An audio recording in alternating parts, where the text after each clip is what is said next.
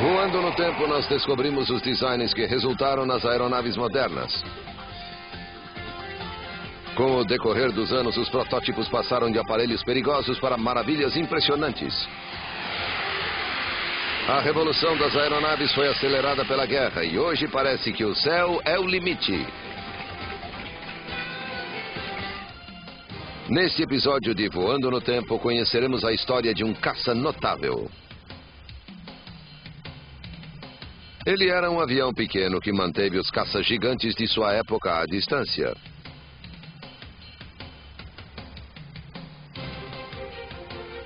Também conheceremos a companhia que criou essa pequena maravilha e acompanharemos o crescimento dela e de outras fabricantes de aviões.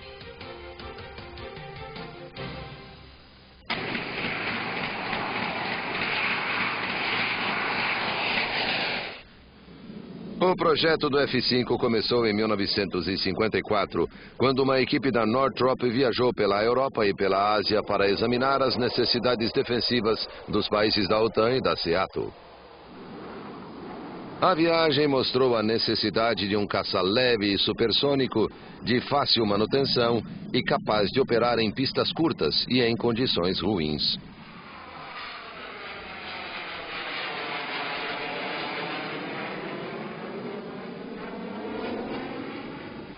Com essas informações, os engenheiros da Northrop criaram a base original do que seria o F-5. O pequeno caça acabou se tornando um dos produtos de exportação de maior sucesso da indústria americana de aviões militares.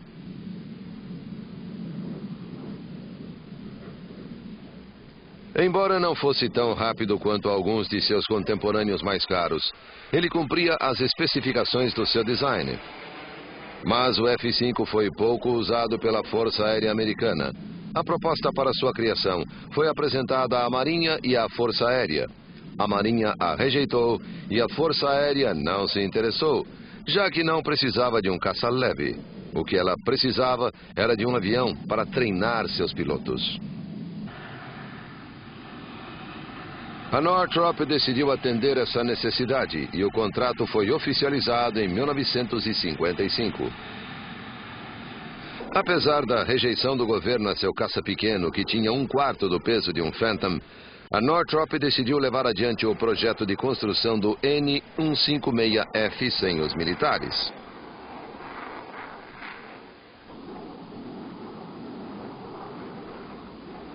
Na época em que tudo se tornava mais rápido, maior e mais complexo, o pequeno F-5 seguiu a direção oposta.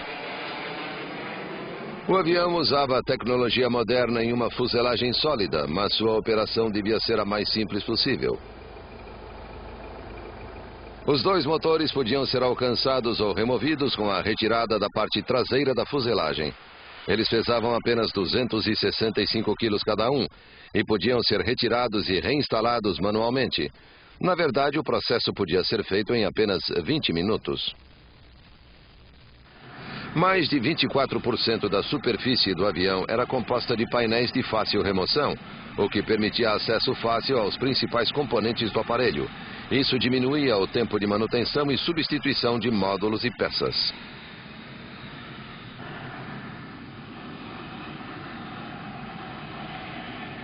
Até o equipamento de diagnóstico e teste era portátil. Numa situação de combate, o avião passaria menos tempo em terra do que qualquer modelo supersônico anterior a ele. O voo inaugural do F-5 aconteceu em 1959, mas só 3 anos depois a Northrop recebeu seu primeiro pedido, quando os Estados Unidos decidiram que, em vez de vender aviões antigos a seus aliados, eles os supririam com aparelhos melhores. Esse aparelho era o F-5.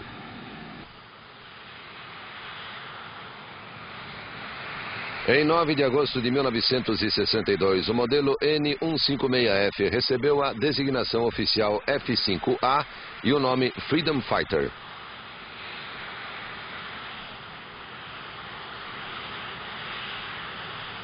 A Northrop também recebeu permissão do governo americano de vender o Freedom Fighter para outros países, através do Programa de Assistência Militar de Venda ao Exterior. A empresa construiu 1.871 unidades do F-5 e mais 776 foram construídas sob licença no Canadá, Espanha, Suíça, Coreia e Taiwan. Ainda hoje, o avião é peça fundamental em muitas forças aéreas mundo afora.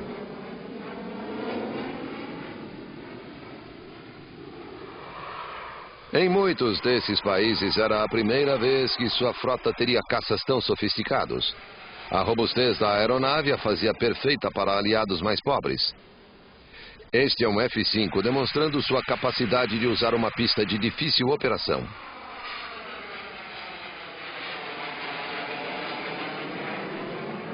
Nenhum outro caça da época poderia pousar nessas condições, e se tentasse, a operação seria considerada de alto risco.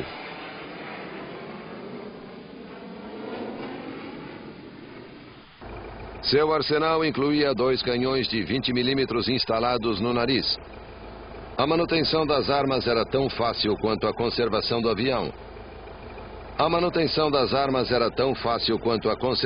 avião. E os técnicos precisavam de pouco treinamento para dominar as operações de calibrar e recarregar as armas. O pequeno caça também podia carregar mísseis nas asas, além de vários outros tipos de bombas de queda livre.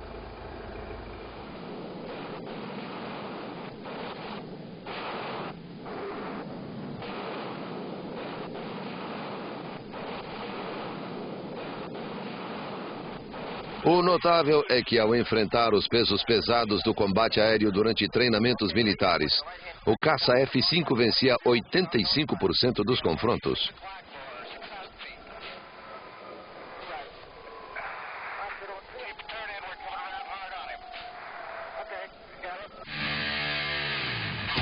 Esse é só um exemplo da capacidade da Northrop Company de construir aviões para a defesa. A empresa foi uma das pioneiras da indústria de aviação comercial. A Segunda Guerra Mundial acelerou a criação de aviões e colocou essas empresas na linha de frente da criatividade e do desenvolvimento. Ao final da guerra, os maiores fabricantes haviam desenvolvido muitas tecnologias novas, o que consolidou seu futuro e seu lugar na indústria da defesa aérea. Poucas empresas novas apareceriam depois da Segunda Guerra Mundial. Na verdade, na última década, o número de fabricantes foi reduzido de mais de 50 para cerca de 10. Essa redução foi causada, em parte, pela fusão de muitas das principais companhias. A Northrop é um exemplo dessa consolidação. Ela se uniu à famosa Grumman Company e comprou outro ícone da aviação, a Vought. A Grumman levou vários aviões famosos e avanços tecnológicos para a aviação militar.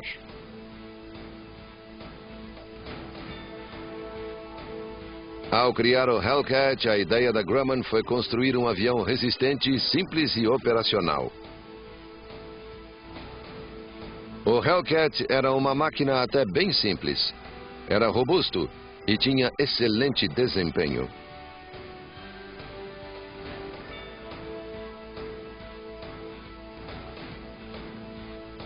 Ele ficou famoso como o avião que venceu as batalhas do Pacífico durante a Segunda Guerra Mundial. Sua reputação é resultado de sua robustez. Mesmo após sofrer ataque pesado, o piloto voltava para casa em segurança. Outra lenda criada pela Grumman foi o Tomcat. Apesar de problemas iniciais com as turbinas, o avião era revolucionário e representava tudo o que foi aprendido na criação de aeroplanos para porta-aviões.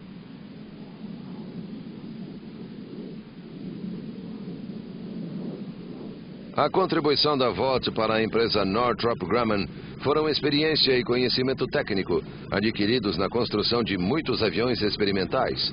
Um dos aparelhos mais famosos da Vought foi o Corsair para porta-aviões.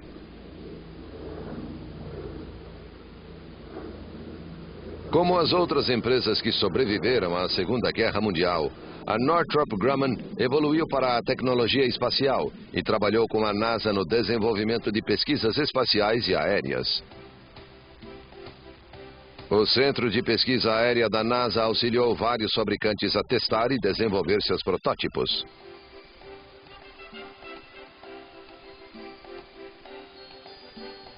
O modelo experimental X-29 da Grumman é um dos exemplos do trabalho desenvolvido com a NASA.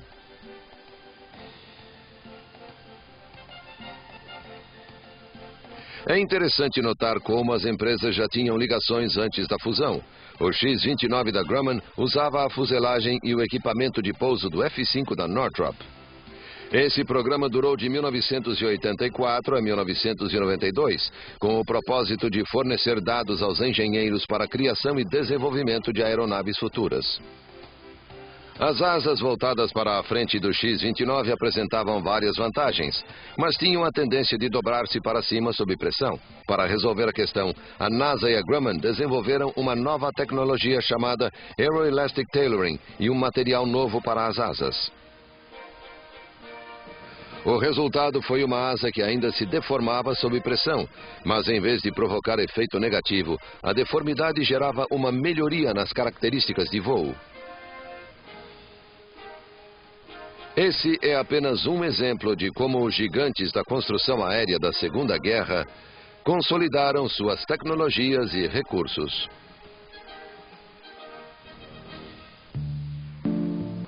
O F-5A era ágil e de alto desempenho, mas foi construído inicialmente para ataques ar-terra e não estava bem equipado para combates ar-ar.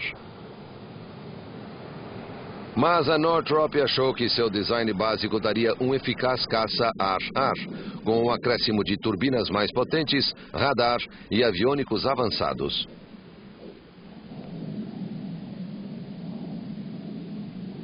A empresa testou o motor Turbojet J85 da General Electric, que tinha um nono estágio e usou titânio no lugar de lâminas de aço. O empuxo maior do J85 GE21 melhorou velocidade, subida, resistência, alcance e aceleração.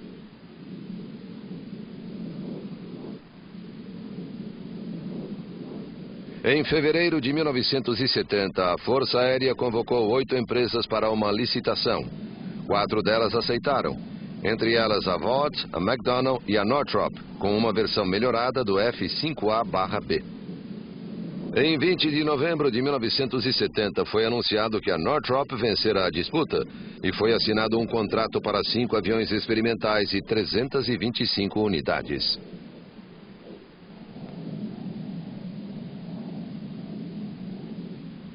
Em 28 de dezembro de 1970, o F-5A-21 foi oficialmente reclassificado como F-5E. O avião ficou conhecido como Tiger II. O F-5 original era tão bom que exigiu poucas alterações. As asas eram uma peça completa, o que dava grande rigidez ao avião. Usou-se um pouco de aço e titânio, mas a construção era basicamente de alumínio. O sistema de combate foi atualizado e o avião recebeu um radar de controle de fogo mais avançado e um sistema de rastreamento controlado por computador, o que dava ao piloto controle na detecção e nos cálculos. A fuselagem do F-5A-21 era 38 centímetros mais comprida e 40 centímetros mais larga que a do F-5A. O espaço extra possibilitou o uso de tanques maiores, aumentando a capacidade de combustível de 2.210 para 2.540 litros. A ênfase do F-5A-21 da Northrop estava mais na manobrabilidade do que na velocidade.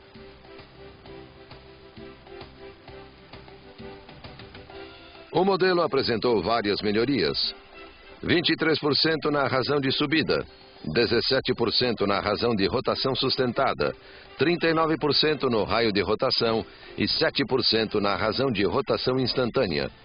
A velocidade máxima aumentou de Mach 1.4 para Mach 1.6. O primeiro F-5E foi apresentado em Hawthorne em 23 de junho de 1972 e enviado à base aérea Edwards para testes. O avião fez seu voo inaugural em 11 de agosto de 1972, com Hank Shuto nos controles. Foi no Vietnã que o aparelho provou seu potencial. E foi seu sucesso notável naquela guerra que fez a Força Aérea Americana prestar atenção no pequeno caça que ignorara durante tanto tempo.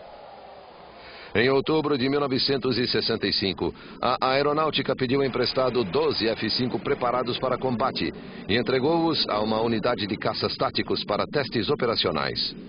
Após algumas pequenas modificações, como capacidade de reabastecimento no ar, blindagem e torres que podiam ser lançadas ao mar, os aviões foram enviados para combate.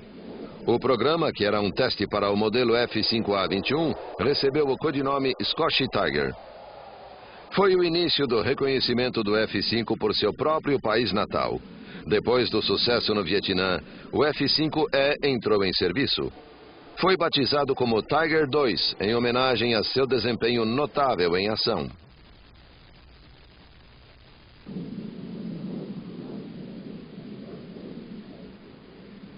Sua designação mudou para F-5C.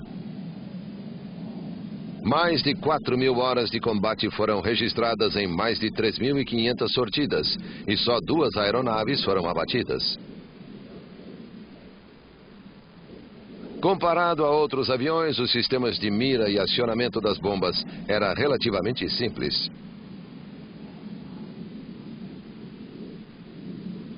Geralmente, as bombas eram jogadas durante uma manobra de mergulho. O piloto calculava o alcance usando sua mira computadorizada. Um tanque de 570 litros era levado na torre central. E mais 2, também de 570 litros cada, podiam ser transportados sob as asas.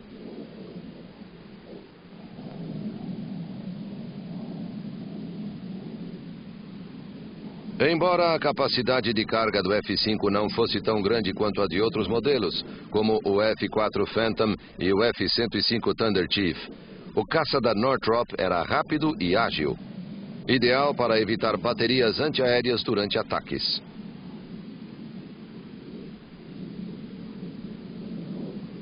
Sua manutenção era uma das mais rápidas da época, levando cerca de 6 horas e meia por voo.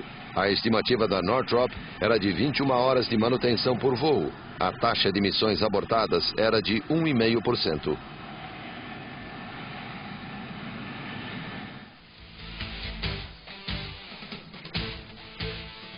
O F-5 era supersônico, mas a filosofia militar da época estipulava que quanto mais rápido, melhor. Por isso, a tendência era investir em aviões que ultrapassassem a velocidade máxima do F-5. Mas quando 2 caças se identificam como inimigos numa situação de confronto, a velocidade é trocada pelo combate a curta distância.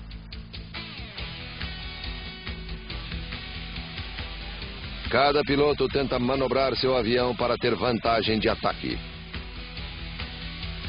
E nesse modo de combate, o pequeno F-5 era mestre. Isso ficou provado no programa de treinamento de combate aéreo executado pelos grupos Top Gun e Red Flag.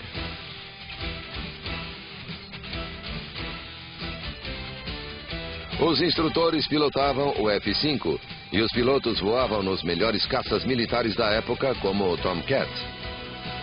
Os professores faziam o papel dos agressores, que deviam ser destruídos.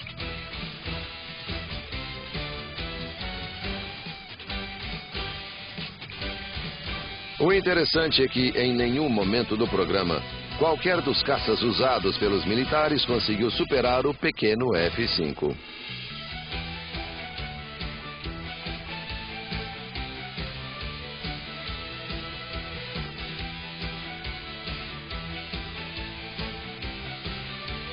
Outra grande vantagem do F-5 era que apenas o F-14 Tomcat e o F-15 Eagle podiam alegar ter uma pequena vantagem de ataque. No entanto, ambos os modelos custavam o dobro do F-5. Portanto, se uma frota de aviões F-5 e F-14 fossem colocados em combate, o investimento feito no F-5 seria menos da metade dos gastos com o F-14. Nessa situação, o pequeno F-5 ganhava facilmente.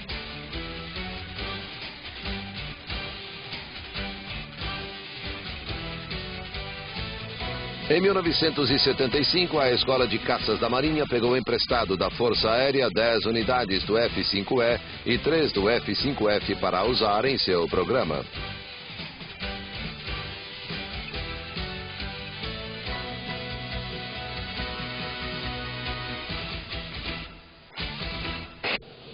O F-5G foi a última variante da série F-5 e era muito superior ao Tiger II.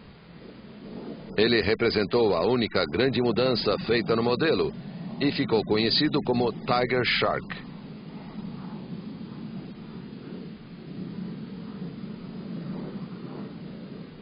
A preocupação maior foi mantê-lo leve. Ele era apenas 17% mais pesado do que o F-5E, mas tinha um empuxo 60% maior. Isso foi conseguido com o uso dos motores do F-18 Hornet.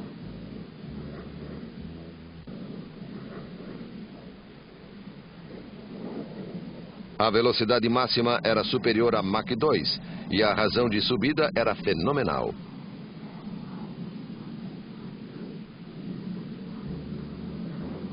O aumento de tamanho não teve efeito negativo na grande manobrabilidade do avião. Agora o aparelho representava um pacote completo. Mantivera seus ótimos atributos e calara as críticas à sua velocidade máxima. Mas, de novo, foi ignorado pelas forças militares dos Estados Unidos.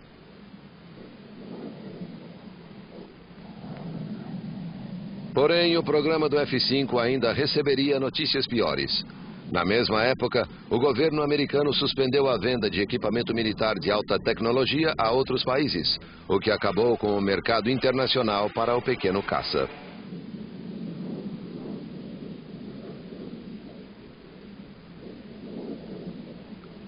Após gastar mais de $1 bilhão no projeto, a Northrop Corporation cancelou oficialmente o programa em 17 de novembro de 1986. E assim acabou a produção do pequeno e notável caça.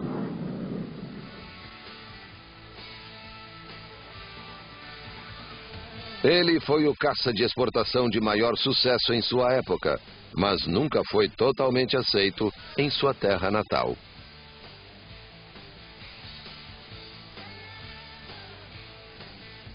Aqui concluímos outro episódio de Voando no Tempo. Não deixe de assistir às próximas fascinantes histórias da aviação.